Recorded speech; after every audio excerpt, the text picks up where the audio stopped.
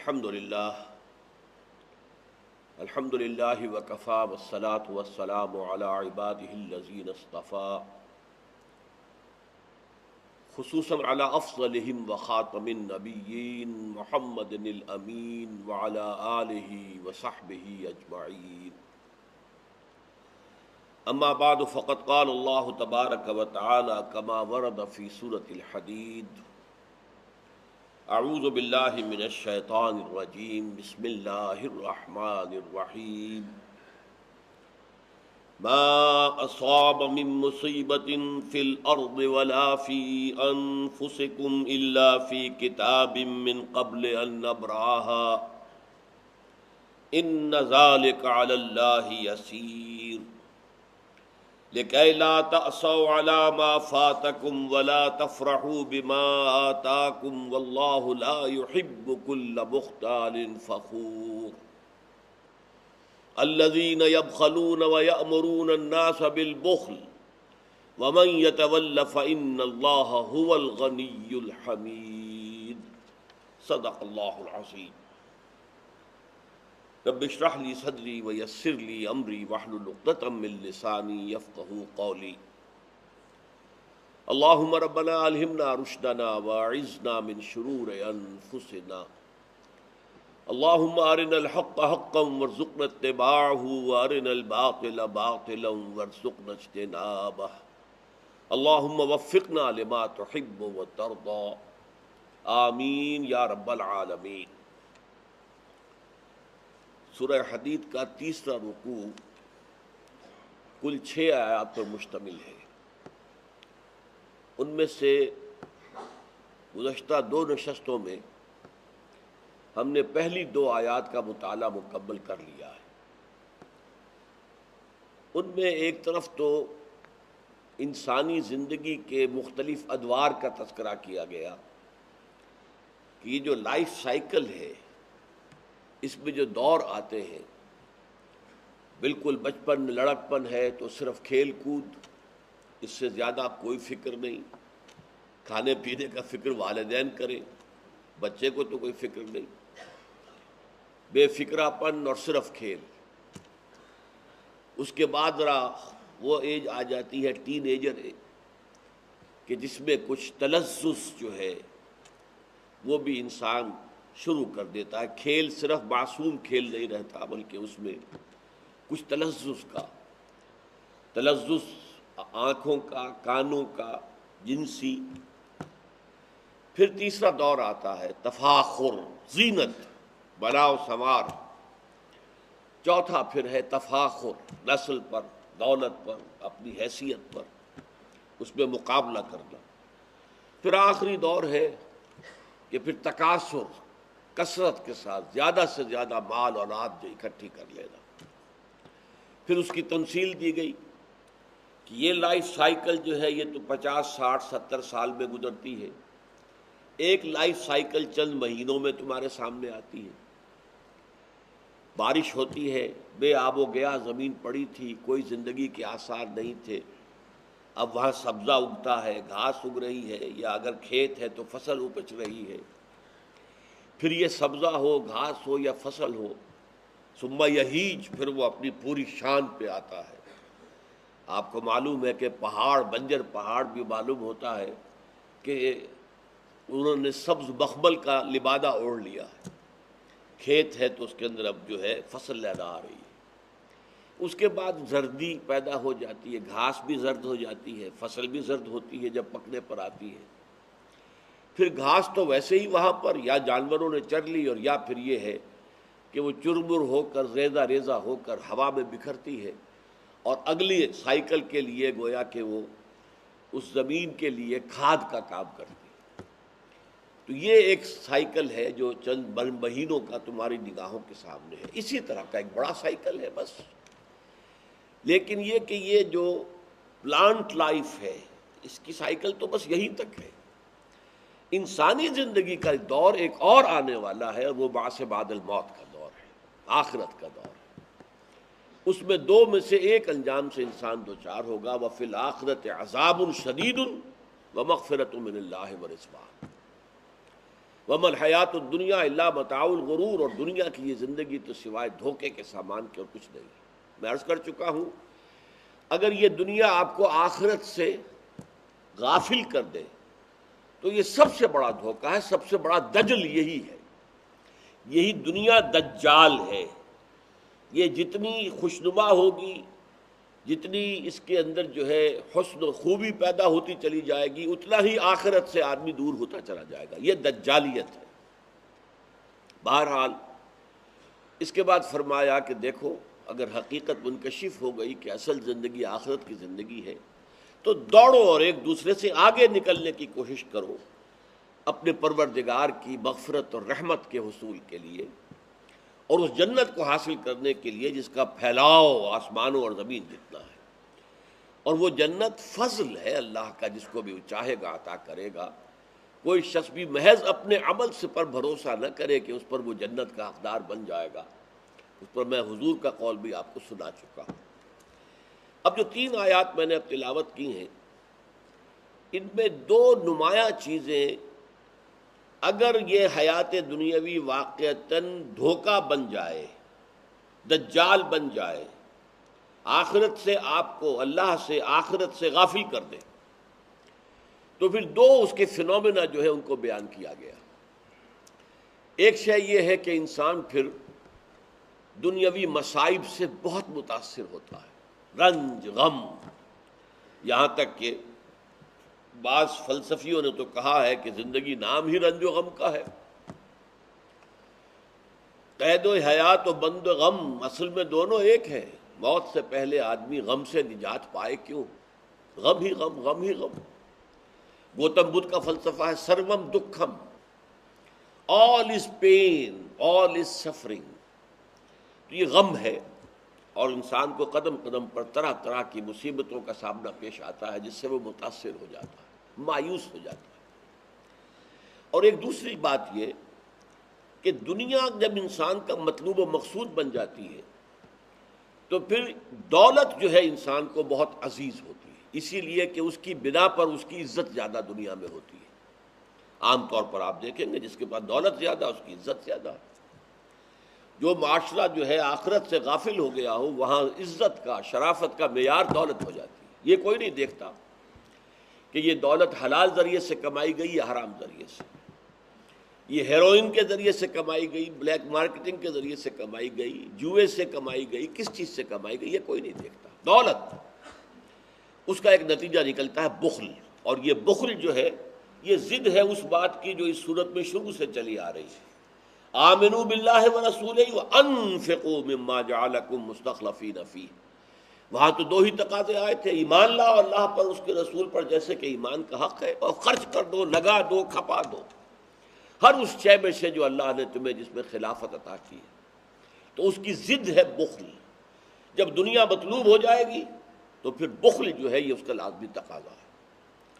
اب یہ پڑھیے، فرمایا ما اصاب من مصیبت، اصابہ یصیبو کے معنی کوئی چیز جو واقع ہو رہی ہو، پڑ رہی ہو، اور اپنے اصل کے اعتبار سے ہر حادثہ، ہر نیا واقعہ وہ مصیبت ہے، چاہے وہ خوشی کا باعث ہو اور چاہے رنج کا باعث ہو۔ ہمارے استعمال میں وہ لفظ مصیبت جو ہے وہ تکلیف کے لیے ہے، مصیبت آ گئی ہے، بڑی مصیبت آن پڑی ہے، مصیبت، لیکن لفظی طور پر سمجھ لیجئے اصابہ یصیبو، واقع ہو جانے والی شے، مصیبت جو شے بھی واقع ہو رہی ہے وہ آپ کے لیے خوشی کا باعث ہے، مسرت کا باعث ہے، یا رنج اور غم کا باعث ہے۔ اسی سے لفظ بنا اصابت رائے، رائے کا صحیح جگہ پر پہنچ جانا، اصابت رائے، فلاں شخص میں بڑی اصابت رائے۔ اب یہاں پہ مصیبت اس معنی میں نہیں ہے، تکلیف اور رنج کے معنی میں۔ اسی معنی میں کہتے ہیں مجتہد۔ مجتہد وہ ہے، وہ فقیہ، وہ عالم دین جو اپنا پورا زور لگاتا ہے خلوص نیت سے کسی نئے مسئلے کے ضمن میں شریعت کا حکم کیا ہوگا۔ حضور کے زمانے میں یہ صورت پیش نہیں آئی تھی، لہذا ہمیں حدیث میں، قرآن میں تو وہ بات ملتی نہیں، کیا کریں؟ پھر کوشش کرو، اس کا نام ہے اجتہاد۔ کوشش کرنا خلوص نیت کے ساتھ، اپنی نیت میں کوئی جو ہے کجی نہ ہو، کوئی زیغ نہ ہو، کوئی ٹیڑھ نہ ہو، آدمی پوری کوشش کرے کہ صحیح رائے تک پہنچ جاؤں، اسے ہم مجتہد کہتے ہیں۔ اب مجتہد مصیب بھی ہو سکتا ہے، مخطی بھی ہو سکتا ہے۔ مصیب وہ ہے جو صحیح رائے تک پہنچ گیا، اور مخطی وہ ہے جس نے اپنے پورے خلوص کے باوجود جو رائے قائم کی ہے وہ غلط ہے۔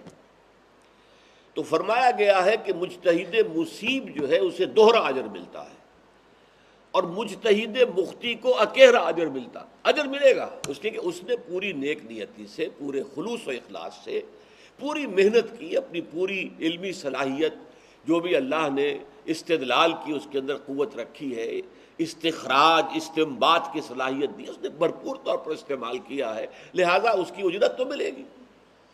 تو مجتہد مخطی جو ہے اسے بھی اکیرا اجر ہے، لیکن مجتہد مصیب جو اصابت رائے والا ہے، صحیح رائے پر پہنچ گیا ہے، وہ گویا کہ اس کو دوہرا اجر ہے۔ لیکن جیسا کہ میں نے عرض کیا، اردو میں استعمال میں ہم اس لفظ کو مصیبت ہم کہتے ہیں وہ جو تکلیف دہ امر ہے، جو کوئی بہت ہی ہمارے لیے باعث رنج و غم بن گیا ہے، لیکن یہاں اس کو آپ وسیع تر معنی میں لیں، ما اصاب من مصیبت فی الارض ولا فی انفسکم، نہیں کوئی حادثہ پیش آتا، نہیں کوئی واقعہ پیش آتا، نہ ہی کوئی تکلیف دہ صورتحال پیدا ہوتی ہے، نہ زمین میں نہ تمہاری جانوں میں۔ زمین میں جسے ہم مصائب کہتے ہیں، فلاں جگہ جو ہے ایک سیلاب آ گیا، یا فی انفسکم، اچانک معلوم ہوا کہ مجھے تو کینسر ہو چکا ہے، اور کینسر بھی اتنا پھیل چکا ہے کہ وہ تو جڑیں کئی جگہ اس نے اپنی اور بھی قائم کر لی، اب ایک مصیبت اچانک آ گئی۔ تو فرمایا ما اصاب من مصیبت، نہیں پڑتی کوئی پڑنے والی، چاہے وہ خوشی کی بات ہو چاہے مصیبت کی ہو، لیکن انسان متاثر زیادہ ہوتا ہے مصیبت دوسرے معنی میں، تکلیف دہ بات سے، خوشی والی بات سے زیادہ متاثر نہیں ہوتا، متاثر ہوتا ہے تکلیف دہ امر سے۔ ما اصاب من مصیبت فی الارض ولا فی انفسکم، زمین میں زلزلہ، سیلاب، تمہاری جان میں کوئی بیماری، کوئی حادثہ اچانک ہو گیا، ٹانگ ٹوٹ گئی، کچھ اور ہو گیا، غسل خانے میں پھسل گئے، کولے کی ہڈی ٹوٹ گئی، اب جو بھی آتا ہے تمہاری جان میں، یا کوئی کینسر ڈائگنوز ہو گیا، الا فی کتاب من قبل ان نبرأہ، یہ سب کچھ ایک کتاب میں درج موجود ہے اس سے پہلے کہ ہم اسے ظاہر کریں۔ یعنی تمہارے لیے وہ حادثہ ہے، تمہارے لیے وہ اچانک آنے والی بات ہے، اللہ کے علم قدیم میں تو ہمیشہ سے موجود تھا۔ وہ اللہ کا علم قدیم جو ہے وہ ایک کتاب کے مانند ہے، اسے کتاب مبین بھی کہا گیا ہے، امام مبین بھی کہا گیا ہے، وہ کتاب جس میں اللہ تعالیٰ کا علم جو ہے وہ اللہ کے علم میں، آج جو واقعہ ہو رہا ہے ہمیشہ سے اللہ کے علم میں تھا۔ حادث جو ہے وہ تو ہمارے اعتبار سے کوئی بات ہے جو نئی ہو گئی ہے، اللہ تعالیٰ کے علم میں تھا۔ الا فی کتاب من قبل ان نبرأہ، برأ کے معنی ہے ظاہر ہونا، اور باری، الباری اللہ کا نام ہے، وہ اللہ الخالق البارئ المصور، یہ تین اسماء جو ہیں وہ آئے ہیں ایک آیت میں، آخری آیت جو ہے سورہ حشر کی۔ اور برا کے معنی علیحدہ ہو جانا بھی ہے، علیحدہ ہو جانے سے بنا برات، برات من اللہ ورسولہ، بریت کا اظہار کرنا، میں بالکل اس معاملے میں بری ہوں، میرا اس سے کوئی تعلق نہیں ہے، میں علیحدہ ہوں۔ تو اس سے پہلے کہ ہم اسے ظاہر کریں، دیکھیے اصل میں اللہ کے علم قدیم میں تو ہر شے ہمیشہ سے موجود ہے، یہ ہے جسے ہم کہتے ہیں وجود علمی، اللہ کے علم میں تو وجود تھا، میرا وجود تھا، میں اس دنیا میں تو میرا وجود آج سے 72 سال پہلے ہوا، یا اور 9 مہینے قبل والدہ کے پیٹ میں، بس یہ میرا برا ہے، برا میرا ظاہر ہونا ہے، اللہ کے علم میں تو میں ہمیشہ سے ہوں۔ اس پر ایک شعر کہا ہے اقبال نے، اس کے فلسفے کے بہت اونچے اشعار میں سے ہے، بضمیرت آرمیدم تو بے جوش خود نمائی، بکنار بر فگندی در آبدار خود را۔ دیکھیے جیسے مثال دی ہے، سیپ ہوتی ہے سمندر میں، اور سیپ میں موتی پروان چڑھ رہا ہے، سیپ بند ہے، موتی پروان چڑھ رہا ہے، سیپ بھی ایک لیونگ آرگنزم ہے، اس کے لعاب سے در حقیقت وہ موتی بن رہا ہے۔ جب موتی پوری طرح تیار ہو جاتا ہے تو سیپ کھلتی ہے اور موتی کو باہر پھینک دیتی ہے۔ یہ اصل میں اپنا ظہور کیا ہے اس نے کہ دیکھو میں نے کیا چیز پیدا کی ہے، میری تخلیق کیا ہے، کتنی خوبصورت ہے۔ اسی طریقے سے آپ کو معلوم ہے رحم مادر میں بچہ پرورش پا رہا ہے، ایک وقت آتا ہے کہ وہ رحم اسے باہر پھینک دیتا ہے، وہاں پر ظاہر ہوا یہ تخلیق ہے۔ اس لیے علامہ اقبال نے جو فلسفیانہ باتیں کی ہیں پردے کے بارے میں، اس میں یہ ہے کہ خلاق جو ہے اللہ، وہ پردوں میں چھپا ہوا ہے۔ انسانوں میں عورت ہے جو خلاق ہے، تخلیق اس کے اندر ہوتی ہے، ایک نیا انسان اس کے اندر پروان چڑھتا ہے۔ تو جیسے وہ خلاق پردوں میں ہے، عورت کو بھی پردے میں رہنا چاہیے۔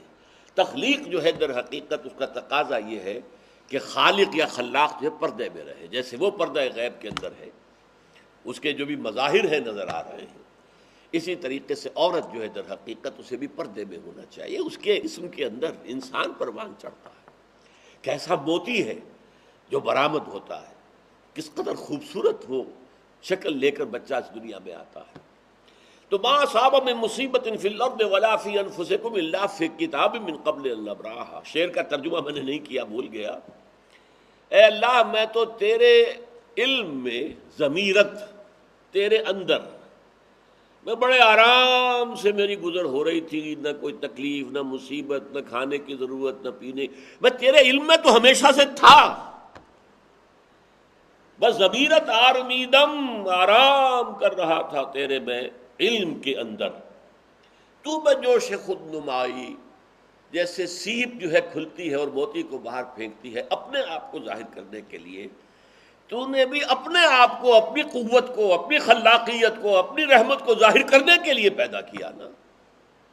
تو بجوش خود نمائی، اپنے آپ کو ظاہر کرنے کے جوش میں، باکنارہ برف گندی در آبدار خضرا، جیسے سیپ جو ہے اپنے موتی کو باہر پھینکتا ہے، ایسے ہی تو نے ہمیں پیدا کیا۔ بہرحال یہ بڑی دور کی بات ہے، لیکن بات بہت خوبصورت بات ہے، اور اس کا ہماری جو ابتدائی بحثیں تھیں سورہ مبارکہ کی، اس سے تعلق ہے۔ ما اصاب من مصیبت فی الارض ولا فی انفسکم الا فی کتاب من قبل ان نبرأها، اللہ کے علم میں ہمیشہ سے ہے۔ ان ذلک علی اللہ یسیر، اور یہ اللہ کے لیے بہت آسان ہے۔ تم تصور نہیں کر سکتے علم قدیم کا کہ ہمیشہ سے ہر شے کا اللہ کے علم کے اندر وجود ہے اور تھا، رہے گا۔ تم تو تصور نہیں کر سکتے۔ جیسا کہ میں نے کہا تھا، اللہ کی صفات کی وسعت کیا ہے اس کو ہم جان ہی نہیں سکتے۔ ہم یہ تو کہہ سکتے ہیں اللہ کل شیء قدیر، کتنا قادر ہے یہ تو ہم نہیں جان سکتے۔ وہ ہر شے کا عالم ہے، کتنا عالم ہے، کیسے ہمارے پاس ترازو ہے جس میں سونا جو ہے وہ تولا جا سکتا ہے، چاندی تولی جا سکتی ہے، ماشے تولے، اس میں وہ ٹنوں کیسے وزن تولیں گے آپ، جو اللہ کی قدرت اور اللہ کے علم کا ہے۔ تو ان ذالک علی اللہ یسیر، یہ اللہ پر آسان ہے۔ اس علم کا نتیجہ کیا نکلنا چاہیے، یہ ہے اب بات۔ لیکن لا تاسوا علی ما فاتکم، تاکہ تم افسوس نہ کیا کرو اس پر جو تم سے چھوٹ جائے، جاتا رہے۔ یہ فوتیدگی کا لفظ ہم استعمال کرتے ہیں، نکل جانا، چلے جانا۔ جیسے کوئی آپ کا عزیز فوت ہو گیا، یا کوئی موقع آپ کے ہاتھ سے نکل گیا، اوہ بڑا افسوس ہے، بڑا رنج ہے، تاریخ نکل گئی، میں درخواست نہیں دے سکا، وہ کسی جگہ میں پہنچ نہیں سکا، بس اس وجہ سے محروم رہ گیا۔ اب رنج کا، غم کا پہاڑ ہے۔ لا تاسوا علی ما فاتکم، افسوس نہ کیا کرو، یہ یوں ہی تو نہیں ہو گیا، اللہ کے علم قدیم میں یہ لکھا ہوا تھا، یہ یوں ہی ہونا تھا۔ تمہارے لیے جو ہے اس پر افسوس اور رنج کرنا گویا کہ اللہ سے محجوبیت کی دلیل ہے، اللہ کی معرفت تمہیں حاصل نہیں ہے۔ کہ لا تاسوا علی ما فاتکم ولا تفرحوا بما آتاکم، اور جو کچھ اللہ تمہیں دے دے اس پر خوشیاں نہ منایا کرو۔ اس لیے اب یہ ہے اصل معاملہ، ایمان جو ہے اللہ پر، اور یقین اس بات کا جو کچھ ہو رہا ہے اللہ کے اذن سے ہو رہا ہے، اور یقین اس بات کا جو کچھ اللہ کر رہا ہے اس میں خیر ہے، بیدک الخیر۔ چاہے مجھے ایک بات ابھی ناگوار گزری ہے، مجھے تکلیف پہنچی ہے، اللہ کے اسکیم میں، the higher level scheme of things, divine scheme of things کے اندر اس میں کوئی نہ کوئی خیر ہے، تم جانتے نہیں ہو۔ اس کو کھولا گیا۔ پہلی بات تو یہ ہے کہ تمہیں خوشی ملے، راحت ملے، مسرت ملے، یا کوئی غم ہو یا رنج ہو یا دکھ ہو، دونوں حالتیں برابر ہیں، اس لیے کہ دونوں میں آزمائش ہے۔ کبھی وہ دے کر آزماتا ہے، کبھی چھین کر آزماتا ہے۔ دے کر آزماتا ہے شکر کرتا ہے کہ نہیں، چھین کر آزماتا ہے صبر کرتا ہے یا نہیں۔ عارف جو انسان ہوگا اللہ کو پہچاننے اور جاننے والا، وہ چٹان کے مانند ہوگا، ہوا ادھر سے آئے یا ادھر سے آئے اسے کچھ نہیں کہے گا، اچھی بات آئے بری آئے کوئی پرواہ نہیں اسے اللہ کی طرف سے۔ ما اصاب من مصیبت فی الارض ولا فی انفسکم الا فی کتاب من قبل ان نبرأها۔ یہ مضمون ہم بڑی تفصیل سے پڑھ چکے ہیں سورہ تغابن میں، وہاں فرمایا تھا دوسرے رکوع کی پہلی آیت، ما اصاب من مصیبت الا باذن اللہ، کوئی مصیبت کوئی تکلیف کوئی پڑھنے والی نہیں پڑتی مگر اللہ کے اذن سے۔ ما اصاب من مصیبت الا باذن اللہ ومن یؤمن باللہ یہدی قلبہ، اور جو اللہ پر ایمان رکھتا ہو اللہ اس کے دل کو ہدایت دے دیتا ہے، ہدایت چٹان کہ ادھر کی ہوا آئے یا ادھر کی آئے اس میں کوئی جنبش نہیں ہوگی۔ جتنا انسان دیکھیے ایک ہوتا ہے فوری طور پر ایک ریفلیکس ایکشن کی حد تک متاثر ہو جانا، یہ تو ہوگا، آپ کا ہاتھ یہاں رکھا ہوا تھا کسی چیز نے کاٹا آپ کا ہاتھ فوراً جو ہے اٹھ کے آ جائے گا، اس میں آپ کے ارادے کو کوئی دخل نہیں، یہ ریفلیکس ایکشن ہے، آپ کی سوچ کو آپ کے ارادے کو کوئی دخل نہیں۔ تو کسی خیر سے عارضی سا فوری سے مسرت ہو جانا اور کسی تکلیف سے عارضی سی فوری سی کوئی اس کا تاثر ہو جائے، یہ خلاف ایمان نہیں۔ لیکن اگر یہ پینڈولم زیادہ حرکت کر رہا ہے، خوشی میں زیادہ ادھر چلا گیا غمی میں زیادہ ادھر چلا گیا، تو جتنا اس پینڈولم کی رینج ہے اتنی ہی آپ خدا سے دور ہیں۔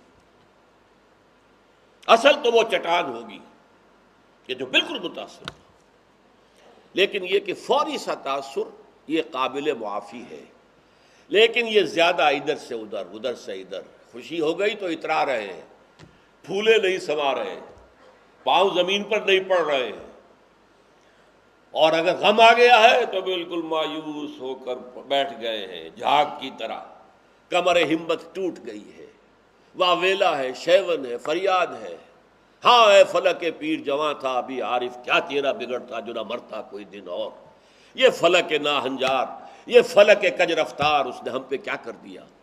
یہ ساری باتیں جو ہے یہ اللہ سے محجوب ہونے کی علامت ہے۔ اب اس میں بھی درجے ہیں کئی۔ دیکھیے پہلی بات یہ ہے کہ خوشی والی بات ہو غم والی بات ہو دونوں برابر ہیں، کیونکہ یہ بھی آزمائش وہ بھی آزمائش۔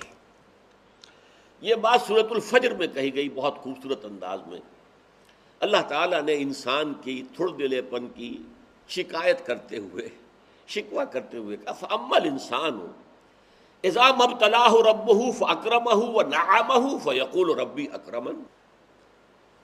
اس انسان کا حال عجیب ہے جب اس کا رب اسے آزماتا ہے اور عزت دیتا ہے نعمتیں دیتا ہے تو کہتا ہے میرے رب نے مجھے بڑی عزت دے دی۔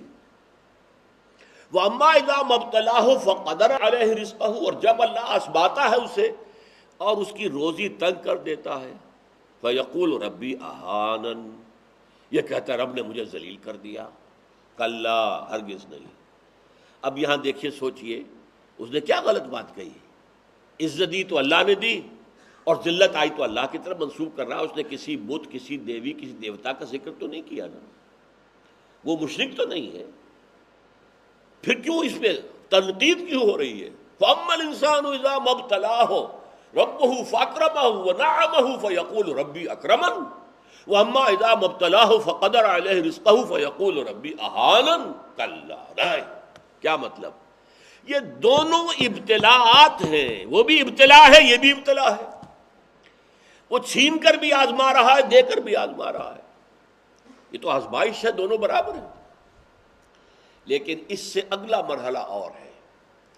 عام طور پر ہم یہ سمجھتے ہیں کہ تکلیف والی آزمائش سخت ہے اور خوشی اور مسرت اور نعمتوں والی آزمائش جو ہے یہ ہلکی آزمائش ہے، آسان ہے۔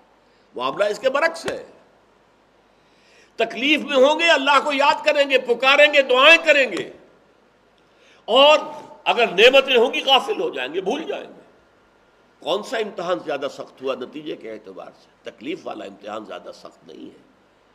مسرت، کثرت ہر شے کی، یہ چیز زیادہ نقصان دہ ہے، زیادہ بڑا امتحان ہے۔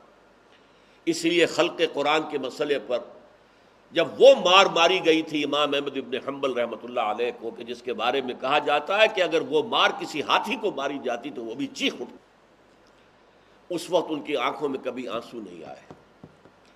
پھر جب حکومت بدل گئی اور اب دارالخلافہ جو ہے اس میں وہ شخص متمکن ہے کہ جس کا نظریہ وہ خلق قرآن والا نہیں ہے، اب خلیفہ ایک آدمی کو بھیجتا ہے اشرفیوں کی تھیلی دے کر، یہ ہدیہ ہے، یہ نذرانہ ہے، جا کر احمد ابن حنبل کو دے آؤ۔ جب اس نے آ کے پیش کیا، رو پڑے، اے اللہ میں اس آزمائش کے قابل نہیں، یہ آزمائش سخت ہے، کہیں سے انعام پا کر حکومت سے پھر حق پر قائم رہنا مشکل ہو جائے گا۔ یہ ہے وہ صورتحال۔ ما صاب من مصیبت فی الارض ولا فی انفسکم الا فی کتاب من قبل ان نبراها ان ذلک علی اللہ یسیر لکہ لا تاسوا علی ما فاتکم ولا تفرحوا بما آتاکم واللہ لا یحب کل مختال فخور۔ اور اللہ تعالیٰ کو شیخی خورے، فخر کرنے والے، اکڑنے والے بالکل پسند نہیں ہے۔ الذین یبخلون ویامرون الناس بالبخل، جو اس حجاب میں آ جاتے ہیں وہ بخل کریں گے۔ دولت ہی سب سے بڑی شے ہے، سنبھال کر رکھو، خرچ کرو گے تو ختم ہو جائے گی، دولت کی بنیاد ختم ہو جائے گی۔ اپنی تجوریوں کو بھر کر رکھو، خالی نہ کرو۔